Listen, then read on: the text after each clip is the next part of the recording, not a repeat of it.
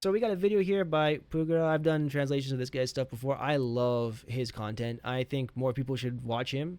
But I mean, of course, there's a language barrier, but whatever. I love his content. I think he's very, very good. And we're going to be watching this, and he's talking about whiff punishing in Street Fighter 6. All right. And he says, here are some things that can help you improve your whiff punishing. So we're going to watch this. I'm going to live translate it. Bear with me as I go through this, and let's start. And before we start, guys, don't forget, if you enjoy this kind of content, please hit that like and subscribe button. Helps me out a lot. Let's get into the video. Basically just opens up the question to Pugera by saying, I can't whiff punish. What should I do? I'm bad at whiff punishing. I learned that if my opponent moves, like whiffs a button, I should react by pushing a button myself. And if you guys notice, if you guys remember, I did a video about that about a month or 2 months ago.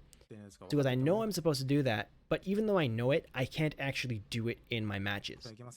Is this something, is it just me not playing enough? I'm just not used to it? Like, what's the issue that I'm having? How can I improve this, and what do I need to do to get better?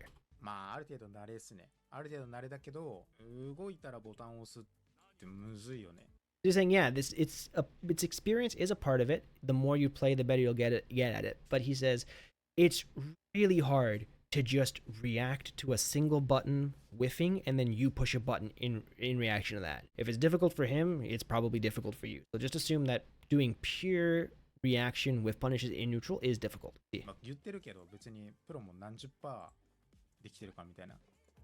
なんか読みが入った上でじゃないとできないから差し返しの成功率なんてね、空振りに対して言うて 20% とかだと思うし。So you're saying outside of like reads and situations like that, like pure neutral, he's saying pros probably have like, I don't know, a 20% success rate of like pure neutral whiff punish reactions. It's not that high. But he's saying experience and getting used to whiff punishing and playing the game and looking for that is important, but making your opponent whiff or looking for areas where they tend to whiff, right, where this character tends to push buttons in these situations is a better place to start working with your whiff punishes than just doing pure neutral.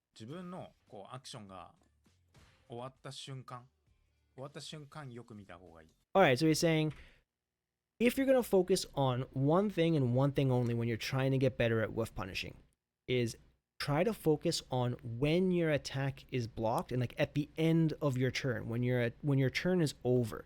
He goes, this is the easiest place to start working on your whiff punishing fundamentals. So here, he's playing Ryu. He kind of does tip-ish range, crouching medium punch. This is 0 on block. Here, do a drive rush into like a jab string, medium, or you do frame traps and your frame trap doesn't work and then you go back to neutral. This kind of spacing here, this kind of thing here, is a great place for you to start working on your whiff punishes because your opponents are most likely to push a button here because they know your turn is over. It's their turn. They want to start their offense. They want to do something. They want to do the crouching medium kick drive rush. You know, they want to do standing hard punch, hit confirm, maybe into drive rush, depending what kind of player you're playing. すぐにこうやって打ち返すのがこのゲームまあ強いんよね。ちょっと有利もらってから中足とか。で後ろ入れてもこうやって下がれないし。Okay, see, especially you're in a situation where like you can't kind of walk back, and you're kind of in range for his crouching medium kick. Your opponents are likely to push buttons in these situations. So try to create whiff punish opportunities from here.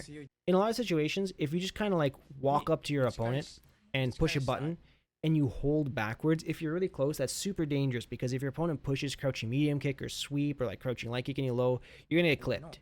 You don't have enough room to move away. But you have to create a spacing where even if you hold backwards and your opponent does push a button, their move will whiff and then you whiff punish it. So the situation that you're creating is important, but so is the spacing of where you hit your button too. See, look right here. Look at this standing hard punch. This is misspaced just a little bit. He held down back. That connected with Ryu. Then he does it again. He spaces it better. He holds back because your hurt box changes, and then it whiffs. Okay, so then he says another really important thing here. And this is something I've mentioned on my streams before. If you just do this, and this is what Pugera is saying, if you just walk up to your opponent, push standing hard punch, and walk backwards, and you're not thinking about the whiff punish, or you're not looking for your opponent pushing a button, and you're just thinking, I want to move backwards. I want to stay safe. I want to get out of range for my opponent.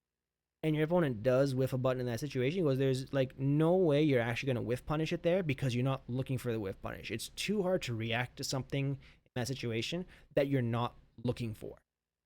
So he said you have to have the awareness that after you do this button, you're left at a range where if your opponent does push one of their good long-range buttons, you can cause it to whiff, and you're specifically looking for that button or a button that's most likely to whiff. I mean, not necessarily reacting to one particular button. You're just looking for some kind of movement, and then you whiff punish it. 当たんなそうだなってペッてガードされたっていうこの瞬間に打ち返しをすぐ見る。 He says, yeah, so start by doing something kind of safe, like a standing light kick, tip range at your opponent, walk backwards, really look for the whiff punish, and then if you see it, try to whiff punish it. Something like ideally you'd want to do like crouching medium kick special or crouching medium kick drive rush into a combo, but if you find that difficult, even doing something like a sweep is okay if you're more of like a beginner or intermediate player. だから読めるポイントを作るためにこの状況を作るんですよね。 Okay, so he goes, so the most important thing, more than anything else, is you want to create a whiff punish opportunity. It's not really feasible to base your whiff punishing game on pure neutral reactions, unless your opponent's doing like, I don't know, unless you're playing like Zangief and you're doing like full send charge hard punch mid screen and you're whiff punishing that. But for the most part, you want to try to create whiff punishes yourself through your attacks and through your movement. Okay, this video is going to go on a lot longer and he goes more into detail and he gives more examples, but I think we can stop there. Before we end this video though, I want to show you guys, if you're newer to Street Fighter, you don't know how to do this, and this is kind of like blowing your mind, I want to show you some ways you can practice this really easy in training mode. Okay, so let's just pick, I don't know, I'm going to make life easy. I'm going to pick Ryu just because he's a really basic character. I know this character is really strong right now. Don't worry about that. I'm just going to assume that most people who are watching this video have at least used Ryu at some point in their lives. Alright, so what you're going to do is you're going to go into training mode. And what I want you to do is just make sure you go to block reversal. I'm just going to make everything empty here. And here on slot 1, you're going to go to do nothing. You can turn that off for now. Then on slot 2, you're going to do crouching medium kick from Ken because it's a really good button. Make sure the dummy is set to block all. And what you're going to do is you're going to practice picking any button you want. Let's try doing standing light kick. Okay, let's turn this off. Let's just do standing light kick. So first you're going to learn your range. Standing light kick, this is tip range. Great, tip range. So now you're going to turn this on, make a save state, and just try to figure out which range where even if you do standing light kick and I'm holding backwards, right? You can see my controller here. I'm holding back to get out of this crouching medium kick range. I can't walk back. So I'm going to go back here, a little further back, make a save state. Here it whiffs. Even if I let go of the controller, it whiffs. Generally speaking, if the move whiffs when you let go of the controller, you have enough time to walk backwards out of it. If it doesn't whiff when you let go of the controller, generally speaking, you don't have enough time to walk backwards if your opponent pushes the button right away. So just learn that spacing where even if you let go of the controller and you're standing up and they push the immediate timing, it whiffs. Some moves with slower startup, you might have time to walk backwards, but just for the sake of this video, let's just assume it has to whiff when you're standing at neutral. Have the confidence to stand in place. Don't worry about this. Learn it. Then figure out a button that you can reliably react with. Ultimately, you would want to pick a button that gives you really good reward. Something like this would be really nice, but it depends on how much meter you have. But just pick something reliable. It might be crouching medium punch for you. It depends on your reaction. Just pick something good. Just to make life easy, I'm going to choose crouching medium kick. Okay?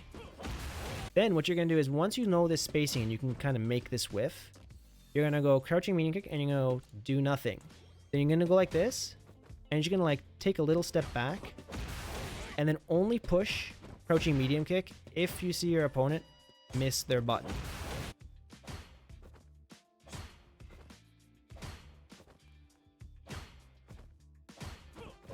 Okay, then what you can do to make this really difficult, because a lot of times when you're playing a fighting game, it's not like your opponent is only going to do crouching medium kick or nothing. You can add like a reaction check. So what about, let's make a recording, make this really good. Let's go recording trigger auto. Let's go like this. Let's do a jumping attack. We go here, we go to block reversal. We're going to go to that recording I just made in slot 8. And let's just practice this for a second. There's your DP, okay? Crouching medium kick or jump. Oh, I missed it. Ah, I fucked it up.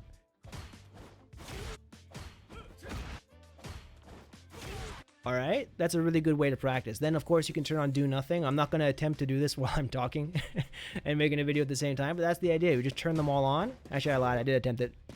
I got a nice classic Street Fighter 6 anti-air whiff opportunity there. But yeah, you just basically practice this and try to whiff punish your opponent. If they whiff punish, if they jump, you go for the anti-air with the DP, and if they do nothing, you do nothing.